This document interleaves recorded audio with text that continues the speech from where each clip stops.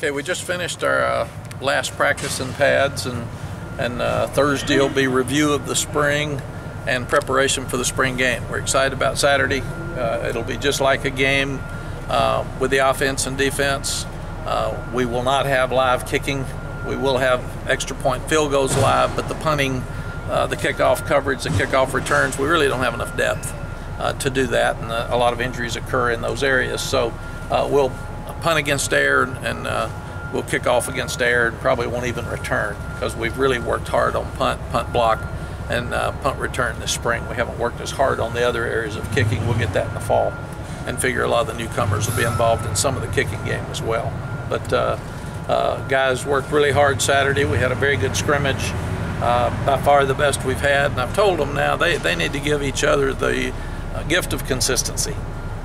Play at a very high level like we did Saturday, and do it every day, because we're still too up and down. They'll come out one day and have too many penalties or not be quite as sharp, and we're not a team that can win unless we play with high energy and give it all we've got every day. So it'll be a challenge on Thursday for them coming out here in shorts. They've got to come out here with a lot of energy and have a great practice and really be focused, and that's what we're working on. It's going to be 4 quarters with normal scoring and all that stuff? No, we don't have enough players to do that. We're really not too deep on defense. There'll be probably 5 defensive starters, possibly. They won't be even dressed. Yeah. So we'll go an hour, and it'll be about 70 plays like we have our last 2 scrimmages. Okay. And I've got to figure out exactly how that's going to work. Defense will be in white, offense will be in blue, and we're just going to do like we have. We're going to have a game against each other, and we'll have Carolina in one end zone and Tar Heel in the other, and we'll keep the ball, keep those teams going the same way throughout the game, and the one that gets in that end zone the most will win the game. I know there's a lot of question marks about the kicking game coming into spring. Have you seen enough to kind of get a better impression of what you're working with? Yes, Ruggles did a great job early. He slipped and was inconsistent about 3 or 4 practices ago. Saturday and today he made every kick. So he's just got to be consistent, and we told him that the most important thing is every time you make a kick, it's to win a game. And then when you come for that kick to win the game, you've already done it. You've done it every time, and you've made it every time. And by going through that mental process, it makes that kick easy for you. It shouldn't be any different than an extra point. Punting is, all of them are talented, but they've been too inconsistent. What about kick returner? Do you have guys, a couple names there you can give us? I know punt returner is probably Daz, what the players have told us. Well, we're looking at Daz and Toe Graves and Corey Bell. Okay. And they'll probably be the same ones that we'll be looking at with kickoff returns. So the same 3? Yes. Okay. Is there an element of this team that has maybe exceeded what you thought you had before camp started? Yes, I like the team. I like who they are. They've tried to do everything that we've asked them to do. And one of the toughest things is to build trust when you come in. And we always said you got to learn to communicate before you can get trust and respect. And then we got a common purpose, and I think all that's pulling together, all that's working with this team really well. So I like where we are with the team.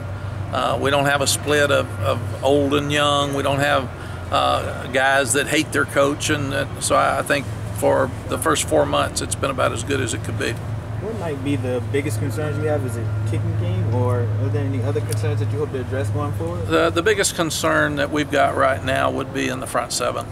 We are really, really thin in the defensive line, and we're thin at linebacker. So I told the coaches we got to coach them up, and it doesn't matter whether they think they're experienced or even talented. Get the guys playing hard, get them in the right place, and they'll play better than even they have in their past and think they can play. But right now, that would be the challenge, the front 7 on defense. Is that including the guys that are out right now? If you incorporate them in, you're still... Well, we haven't seen them. So, we have to look. Those guys have to get healthy. We're really studying why they've had so many injuries here the last 2 years, and we're looking at it hard. We're going back through every injury and trying to pull up the film, the video of what happened for that injury, and looking at why it happened, how quickly they got back on the field. So we're looking at all those injuries, because we got to get more depth for one thing, but we cannot continue to have that many injuries. And then secondly, all of those guys are going to have to earn their way, but you've got Strobridge and Dorn and Woolfolk and Cater and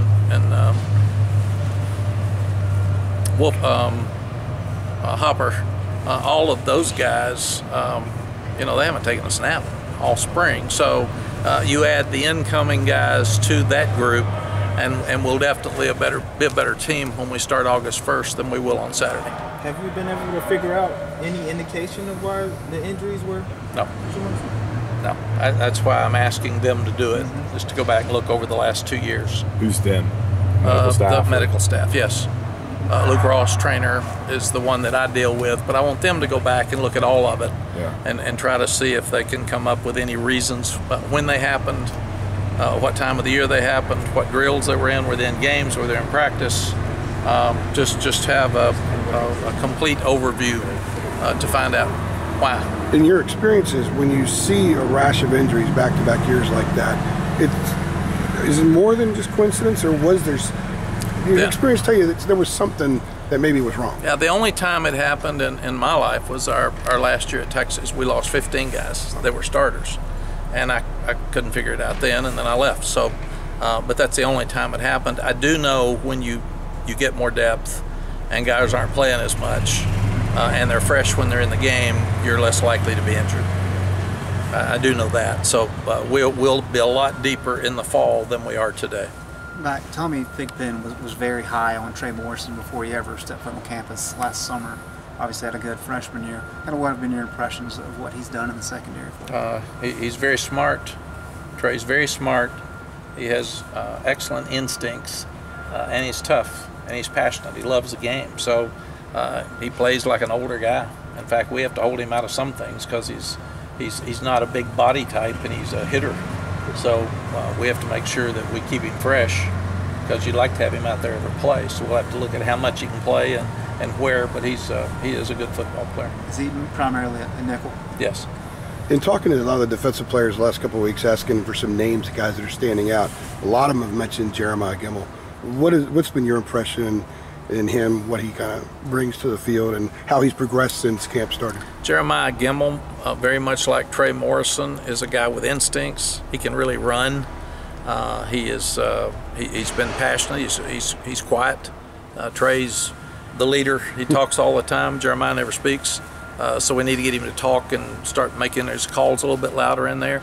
But the only thing that Jeremiah needs, he needs two things. He needs to get stronger, and he needs to have more experience, and that's it. But he's really fast, with instincts, loves to play. He will hit you, so he should be a good linebacker in time. Kind of what stood out so far about DJ Ford? DJ has been very impressive this spring. He's got length. He's very tall and has the good arm span, so that's great for a defensive back. He's very fast. He's very smart.